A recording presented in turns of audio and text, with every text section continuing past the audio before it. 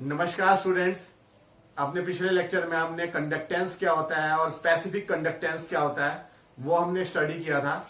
और आज का हमारा टॉपिक है सीरीज कॉम्बिनेशन ऑफ रजिस्टर्स।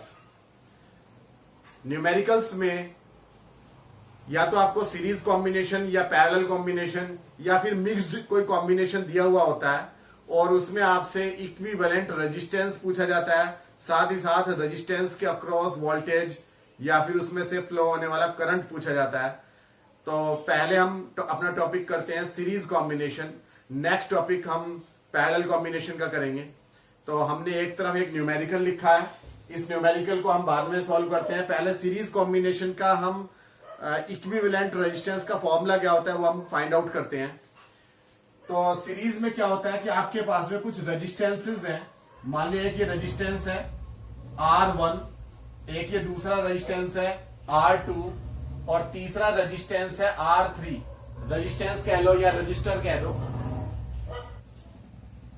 तो सीरीज कॉम्बिनेशन में हम फर्स्ट रजिस्टर के सेकंड एंड को सेकंड रजिस्टर के फर्स्ट एंड से कनेक्ट कर देंगे, सेकंड रजिस्टर के सेकंड एंड को थर्ड रजिस्टर के फर्स्ट एंड से कनेक्ट कर देंगे और इसी तरीके से अगर आगे भी है तो हम कनेक्ट करते चले जाएंगे।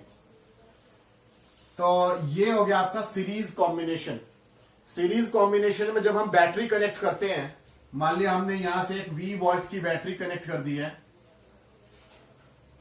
तो यहां से लेकर यहां तक टोटल जो वोल्टेज अप्लाई हो गई है वो कितनी हो गई है V। और इससे इसके अंदर करंट फ्लो करने लगेगा। करंट की वैल्यू मान लिया कितनी है I। तो करंट आप ये देखिए सीरीज में करंट सेम रहेगा।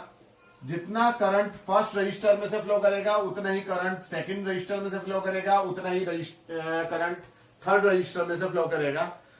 यानी कि सीरीज कॉम्बिनेशन में हमेशा करंट सेम रहता है लेकिन वोल्टेज डिफरेंट रहती है। पहले रजिस्टर के अक्रॉस अगर हम वोल्टेज को देखें तो वो मान लिया कितनी है V1, दूसरे रजिस्टर के अक्रॉस वोल्टेज कितनी है V2 और तीसरे रजिस्टर के अक्रॉस वोल्टेज कितनी है V3। तो आपको यहां से फिगर से ही दिखाई दे रहा है कि V should be equal to V1 plus V2 plus V3। Total यहां से लेकर यहां तक अगर आपने जितने भी वोल्टेज अप्लाई किया है वो तीन जगह डिवाइड होगा, यहां यहां और यहां। और अगर इससे ज्यादा रजिस्टेंसेस लगा रखे हैं तो फिर उतनी जगह पे ये डिवाइड हो जाएगी और इन सब का सम टोटल वोल्टेज के इक्वल होना चाहिए। तो अब इनका इक्विवेलेंट रजिस्टर क्या होगा या रेजिस्टेंस क्या होगा। अगर हम इन तीनों रेजिस्टेंसेस को हटा दें और यहां पर एक ही रेजिस्टेंस ऐसा अप्लाई कर दें जो वही वर्क करे, वही सब कुछ करे जो ये तीनों मिलके कर रहे हैं। यानी कि अगर हम एक ही रेजिस्टेंस ऐसा लगा दें R और उसके ऊपर ये बैटरी लगा दें उतनी ही वोल्टेज की जितनी यहां अप्लाई कर रखी थी यानी V वोल्ट की, और उसमें same amount of current I flow करे जितना यहां करंट फ्लो कर रहा था, तो तब हम इस रेजिस्टेंस को क्या बोलते हैं इक्विवेलेंट रेजिस्टेंस।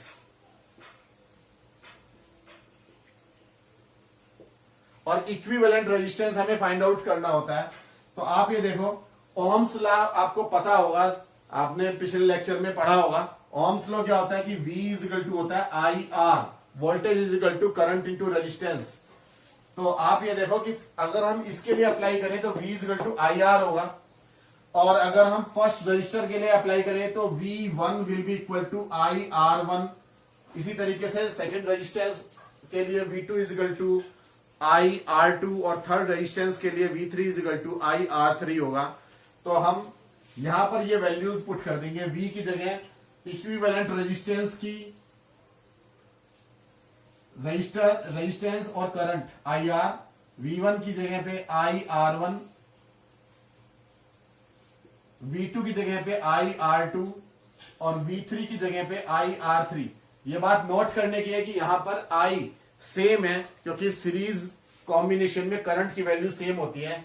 I जो है वो कॉमन आके कैंसिल आउट हो जाएगा और आपके पास में सिंपल फॉर्मूला बन जाएगा R is equal to R1 plus R2 plus R3।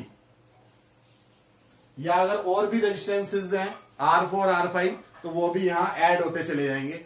तो इस तरीके से सीरीज कॉम्बिनेशन में टोटल इक्विवेलेंट रेजिस्टेंस यानी कि फाइनल रेजिस्टेंस सभी के इंडिविजुअल रेजिस्टेंसेस के सम के इक्वल होता है और इसकी वैल्यू हमेशा इंडिविजुअल रेजिस्टेंसेस से ज्यादा होती है। यानी कि अगर हमें किसी सर्किट में रेजिस्टेंस की वैल्यू को इंक्रीज करना है, बढ़ाना है, तो वहां पर हम सीरीज कॉम्बिनेशन का यूज करेंगे।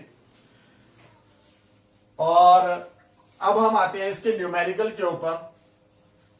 इसके न्यूमेरिकल को सॉल्व करेंगे इसी तरीके से। यहां पर इसमें क्या दे रखा है कि आपके 3 ओम, 2 ओम और 5 ओम ये 3 रेजिस्टेंसेस हैं, ये सीरीज कॉम्बिनेशन में लगा रखे हैं और इसके ऊपर एक बैटरी से 5 वोल्ट की वोल्टेज अप्लाई कर रखी है।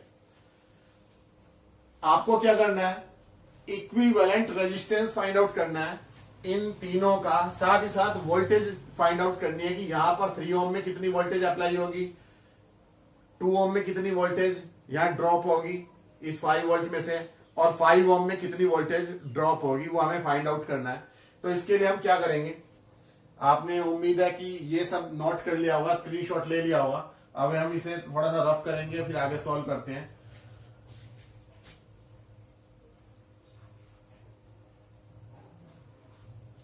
तो आप ये देखिए, क्योंकि ये तीनों सीरीज में है तो इक्विवेलेंट रेजिस्टेंस R कितना होगा, R1 plus R2 plus R3। अगर हम इसे R1 मान रहे हैं, इसे R2 मान रहे हैं और इसे R3 मान रहे हैं, तो तीनों के सम के इक्वल होगा। यानी कि सीधा सीधा 3 प्लस 2 प्लस 5 ओम यानी कि 10 ओम। 10 ओम इनका इक्विवेलेंट रेजिस्टेंस आ गया। अब आप ये देखो कि कितना करंट फ्लो करेगा टोटल, क्योंकि सीरीज कॉम्बिनेशन में करंट सेम होगा। यहां पे हमने बैटरी दिखाई नहीं है, सीधा सीधा 5 वोल्ट यहां दिखा दिया है, तो यहां आप मान सकते हो कि ये बैटरी कनेक्टेड है। तो यहां पर आप करंट की वैल्यू निकालोगे, I is equal to total voltage divided by total resistance, क्योंकि V is equal to IR होता है, I is equal to V upon R। ये बात ध्यान रखने की, क्योंकि यहाँ पे हम टोटल करंट देख रहे हैं, तो वो टोटल ही वोल्टेज देखी जाएगी यहां से यहां तक की, यानी कि 5 वोल्ट, और टोटल रेजिस्टेंस रखा जाएगा यहां से यहां तक का, यानी कि 10 ओम। तो 5 अपॉन 10 यानी कि 1/2 यानी कि 0.5 एम्पियर, करंट की यूनिट एम्पियर। तो 1/2 एम्पियर का करंट इसमें फ्लो कर रहा है, या 0.5 एम्पियर का। अब हमें वोल्टेज अप्लाई देखनी है कि यहां पर कितनी वोल्टेज होगी, ये V1, और ये वाली वोल्टेज कितनी होगी V2, और ये वोल्टेज कितनी होगी V3। तो वोल्टेज के लिए आप सीधा सीधा V1 is equal to IR1, इसी तरीके से V2 is equal to IR2 और V3 is equal to IR3, ये आप फॉर्मूलाज अप्लाई करेंगे। तो IR1, I की वैल्यू आपको पता है 0.5, R1 की वैल्यू आपको पता है इंटू 3, तो यह आ जाएगा 1.5 वोल्ट। इसी तरीके से IR2, I की वैल्यू सबके लिए सेम है 0.5 इंटू R2 की वैल्यू कितनी है 2, तो 0.5 इंटू 2 यानी कि 1 वोल्ट। और इसी तरीके से I की वैल्यू 0.5 और R3 की वैल्यू कितनी है यहां पर 5, 0.5 की 5 में होगी तो कितने आएगा 2.5 वोल्ट। तो इस तरीके से अगर हम तीनों को सम करके देखें तो 1.5 प्लस 1 प्लस 2.5 मिला के देगा 5, और यहां पर 5 वोल्ट ही अपने अप्लाई किया है, यानी कि हमने सही किया है। तो ये हमारा सॉल्यूशन हो गया, तो हमारा ये आंसर निकल के आ गया है। तो इस तरीके से हम सीरीज कॉम्बिनेशन में वोल्टेज या फिर इक्विवेलेंट रेजिस्टेंस फाइंड आउट करते हैं। नेक्स्ट टॉपिक में, अपने नेक्स्ट लेक्चर में हम पैरेलल कॉम्बिनेशन देखेंगे। तो आप हमारे चैनल के साथ बने रहिए। Thank you.